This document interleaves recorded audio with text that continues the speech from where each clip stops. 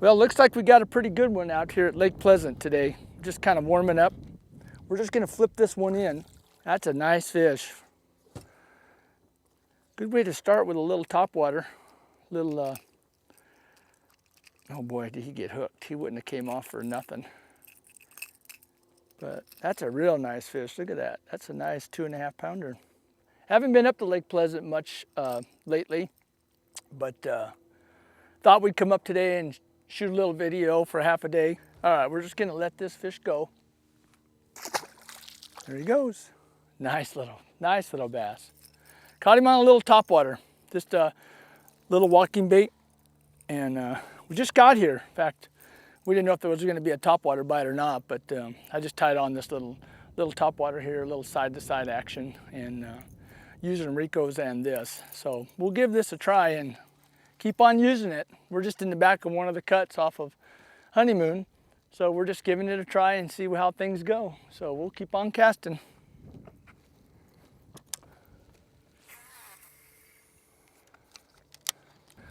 I'm making a lot of long casts because I'm only in 3-4 feet of water right now, just in the back of this cut. So, you know, the idea, and the water's really clear. I can look down 5-10 feet and see the bottom.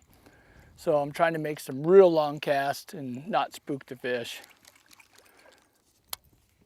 Usually on a little cut like this, you get one try, you know, of catching them. And if that don't work and they see you or get spooked by your trolling motor or graph, then it kind of screws you up. So you got to kind of keep moving. So we're just going to keep walking this thing, and it's got a lot of rattles in it, so I can hear it coming down the lake. Still shady back in here, so that's kind of good. The sun hasn't hit the water and messed it up yet.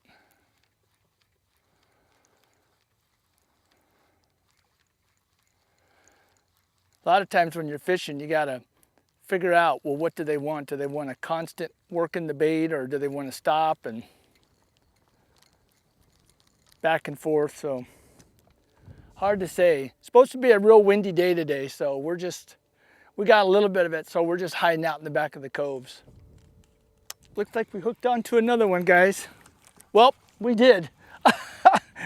He gave it back to us. Sometimes you get lucky and you make them perfect casts, and you work it out thinking, oh boy, there ought to be a fish there, and you don't get nothing. And then you just kind of throw it out in the middle of the lake and you catch one.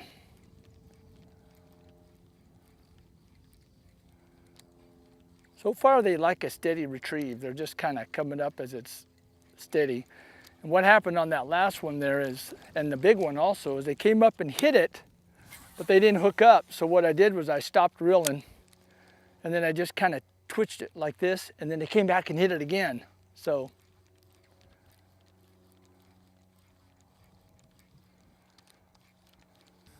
one thing with fishing these topwaters like this, or any kind of reaction bait, you can cover a lot of water fast and, you know, go for fish that are scattered. You know, they may only be every 10 casts or 20 casts. So I'm trying to cast way ahead of me. I'm using monofilament. I'm using a 7-foot rod with 12-pound test line. But monofilament, I like monofilament because it floats on the surface and it's not fluorocarbon. You know, I don't really want this line to sink. And as I work it in, you can see that it's on top of the water. So there's two types of topwater bait. One's gonna be like a popper, and one's gonna be a walking bait, you know. So when you go to the lake, you can find out, do they want that popper with that kaplook, kaplook, or do you wanna get that side action, walking back and forth? You just gotta experiment. You rig up 2 rods, or do they want a buzz bait? You know, something that's buzzing. I threw the buzz bait a little bit this morning and they didn't want it. So now I'm trying something else. Oh, little, oh, see that? Got one hitting on it right now.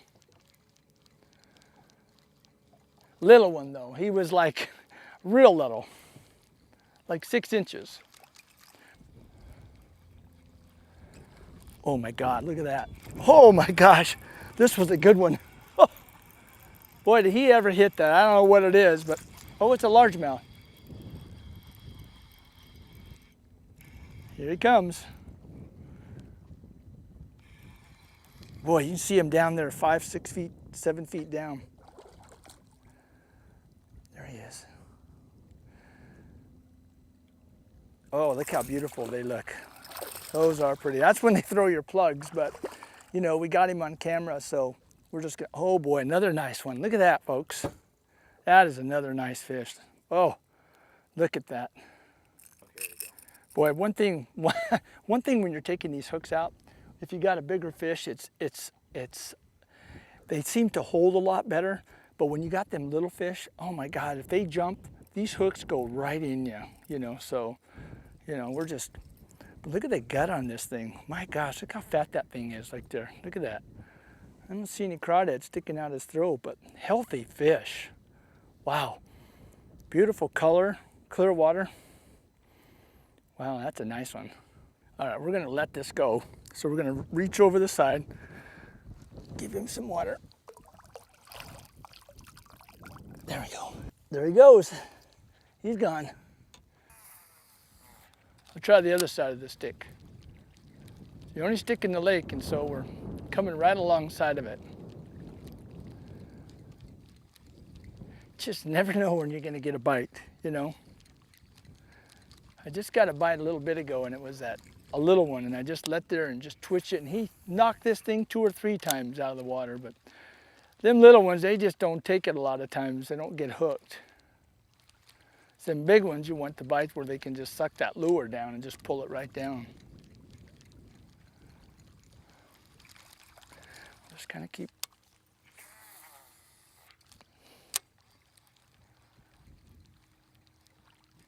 You guys are noticing that I'm reeling my bait really fast because I got the trolling motor on high. So I'm just power fishing, trying to cover as much water as I can.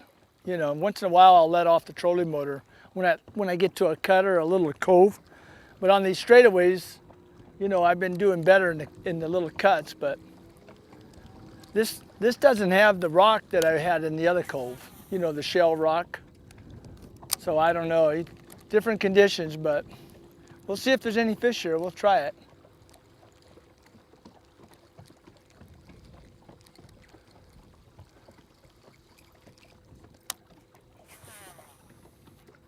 We'll just kind of keep working this fast and see if we can't get a fish to hit this. The water's a little bit dirty over in this cove, over on this side. So the other cove we had, you could see down. Oh, there's a fish. Oh, you missed it. Oh, he came back and got it again. See what I mean about once they hit it, he's a little guy, but that's what I've been doing. They've been hitting it, and these are the guys that always hook you.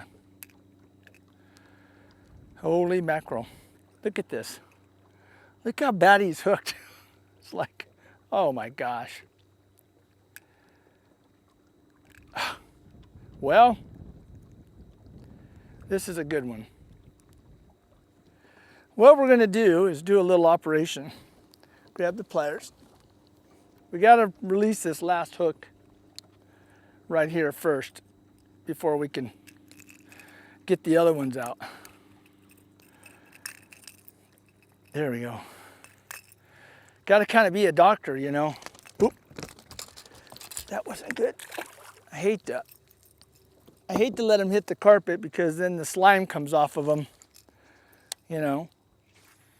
If you'll notice, when I'm fishing most of the time, I won't swing the fish in and let him hit the carpet because back in the days when I used to do the wildlife view shows with all the game wardens and fish biologists and stuff with the good old boys, we used to take them along, and they said that's the worst thing you can do is throw a fish on a carpet because all that slime on the side of the fish rubs off, and now you have a 50% chance of that fish getting a disease, ick or something like that, a fungus that grows on the side that you just wiped off on your carpet. So if you just want to be careful and not throw them in the boat and let them hit the carpet, then that fish has more of a chance of growing up and not getting sick or getting a disease.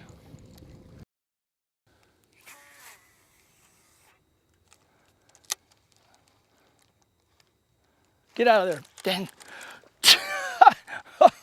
Well, almost got us a bird, didn't we? Did you see that? He saw my little lure coming through the water and he went down to pick it up. I didn't see that one. I've been watching that bird right there on the corner. That one was around the other side, so he didn't know us. He didn't know who we were in the boat. Boy, I've had that happen once before where the bird took it, and it's like you can almost kiss your lure goodbye once they get it in their mouth, because they're so hard to get that lure out of.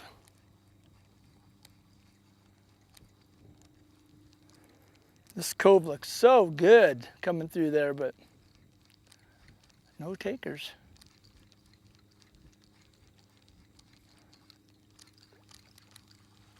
So as I go into a cove like this, you know, you're seeing exactly what I see. And I'm thinking, well, we've been catching them in the back of the cuts, and we've been catching them on points, you know, so right away I'm gonna just fire this back, kind of back there in that 3, 4, 5 feet of water, see if one will come out and hit this.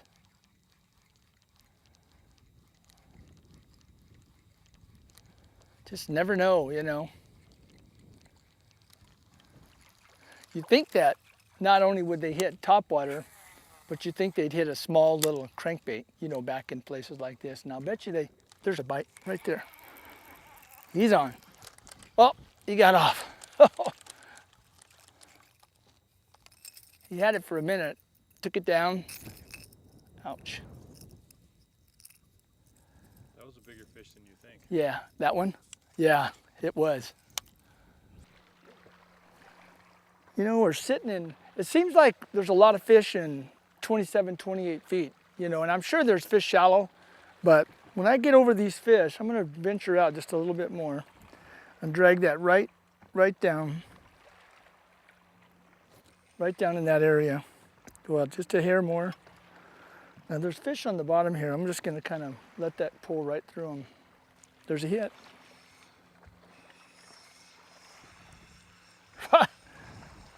Came right. Oh boy, they look pretty coming up out of that water, deep water. Look at that. That white and green.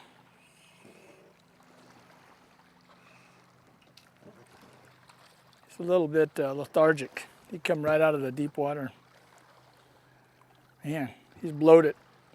Let me see, I'll release him right away and see if he'll go down. If not, we'll have to fizz him. Oh, now he went right down to the bottom. That's something, if you catch these fish a little bit deeper, always remember that the longer you keep them out of the water, that they need to be fizzed sometimes to get them to go back down. Especially if you catch a real big one, they need to have that air bladder popped so they can go back and swim down. Let me show you what I'm using right now. I'm just Texas rigging this worm. This is just a robo worm, and it's purple. And all I'm doing is just Texas rigging it like this. That's all I'm doing. And that's about it. That's just dragging it on the bottom and trying to, the bite's slowed down quite a bit now. So what I'm doing is just kind of getting out away from the shore.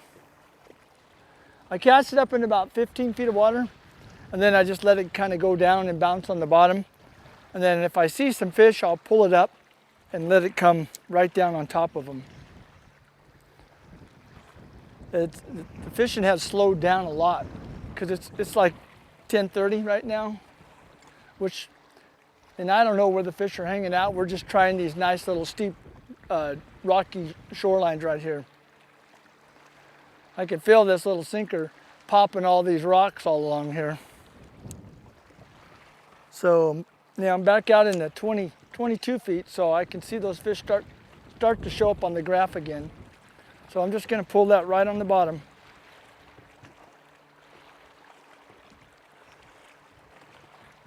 And just bounce that sinker right on the top of those rocks as we go out a little bit deeper.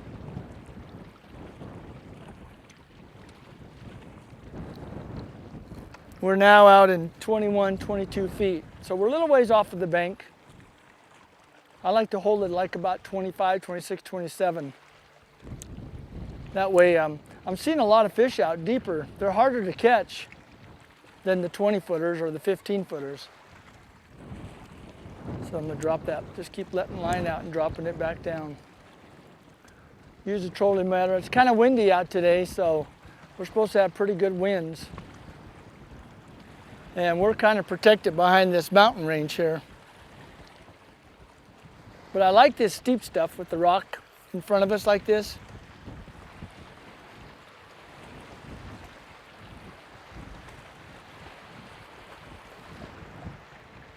There's a few fish down there. Let's see if one of them will hit again. You know, and then if you don't get bit, you know, you can always reel up and then just cast it out, you know, 10 feet from the shore and let it go down. We got a nice point coming up here, so, you know, the chances of catching a fish off a point are a lot better. Boy, I tell you, I don't know what it is about these cuts like this, you know, coming up through here, but all morning we've been seeing fish coming there, and this one's just loaded right down the middle. Well, there's one right there. Right underneath me is a bunch of fish, but he's a little guy. Oh, easy release there.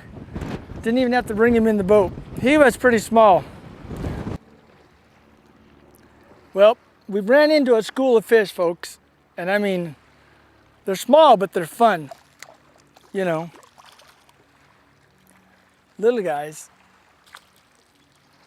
But there's so many on the bottom coming out of this cut. So I'm just kind of, these are all yearling bass from March and April. And the lake is just full of them. So I'm just gonna see if there's, I switched baits from purple to red and orange, and just seeing if it makes a difference. But they are biting, that's for sure. I just put a little one on here, just on my little keeper hook. And there's so many down there, just trying to see if there's any bigger ones.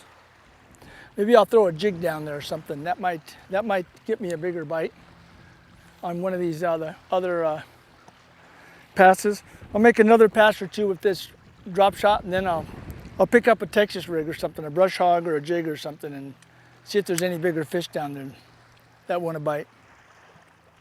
Boy, looking at these fish on the graph, it's just they're everywhere in this cove. There's a bite. Oh, shoot it. Got him. Oh my gosh, look at this one. Oh, these are all these little tiny bass from this year that growing up. Boy, when you get in them, you get in them, but they sure are little. I'm sure you could find some bigger ones somewhere else, you know, if you just keep looking. Well, I switched off to a Texas rig, and now I'm just seeing, I had a big creature bait on there, but now I put a worm on just to see if we could catch them, you know. There's a bite. I'm sure they're not big fish, but here he comes, he's coming in. Oh, he's jumping. You can see him way far away. Come on, get off. Nope. Nah, he got hooked too much. All I did was put on a little oxblood worm and try that. My God, they're fat. Look at that little guy. Woo! Boy, there must be, there's so many fish down there, it's not funny. I just thought I was trying to catch a bigger one. So, well, I'm gonna put a bigger worm on, I think, and try it. Maybe I can get a bigger fish, so. Uh-oh, another little one. There we go. Hey, he's an inch bigger. Got my worm. Goodbye, little guy. Here's another one. Not a biggie, but he's pulling. He acts like he's big. As we see color. There he is. Keep him coming. That was quick, wasn't it? A quick release on that one. So, didn't have to bring him in the boat. Oh, shoot. Oh my God, got another little one on. I'm out here trying to catch those big ones again. And, you know, you just got to go through the small ones to get to the big ones sometimes, you know, so. But I need to go back out and get this one taken care of.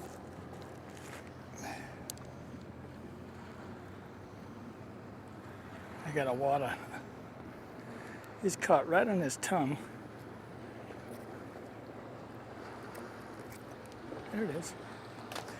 I'll let him go. We'll try it again.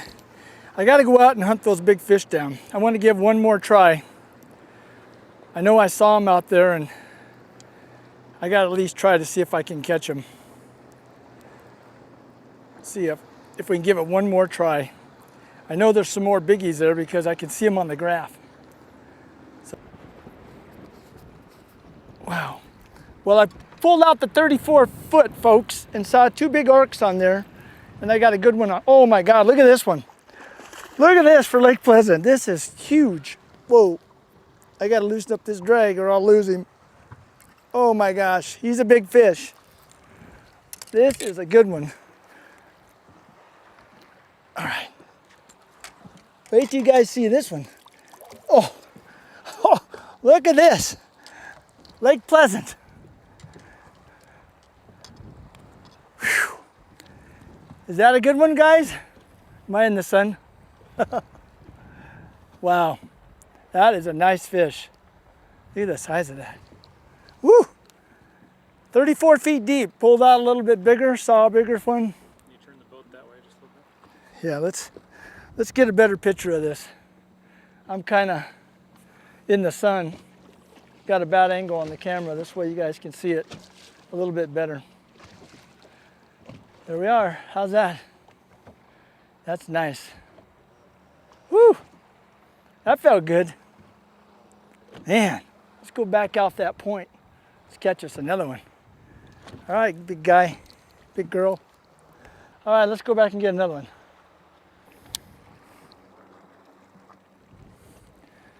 "24 feet, just came off a nice point. Hopping this side. I got a new rig on here, so I'm gonna show it to you when I get done. Oh, there's a bite.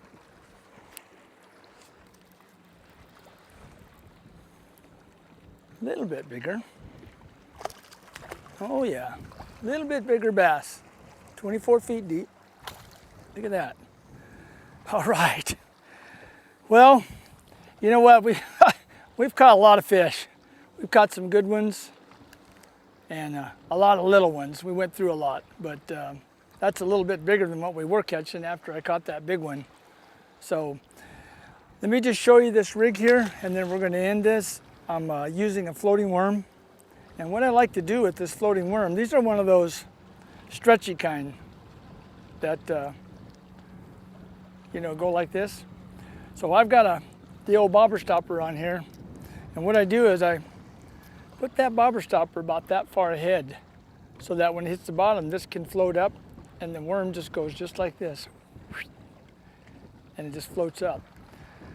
So with that, I just want to thank you all for tuning in and watching this video at beautiful Lake Pleasant. You know, this is on a Saturday morning out here. You can see that there's a few people out here, but the winds kind of hampered our fishing a little bit or helped our fishing. I hope the video turned out right with the sound and everything, but thanks again for watching our videos. I hope you can learn something off this video and join us again. You can come on to my Facebook page, Gary Senft. Join our Fishing with Arizona with Gary Senft, and you can ask questions on there. We'll answer them. Post your pictures of your fish that you catch, and you can catch me every Tuesday, second Tuesday of every month at the Bass Pro Shop. Matt Schur and I are teaching lessons down there every month. So with that again, thank you. I hope you have good fishing.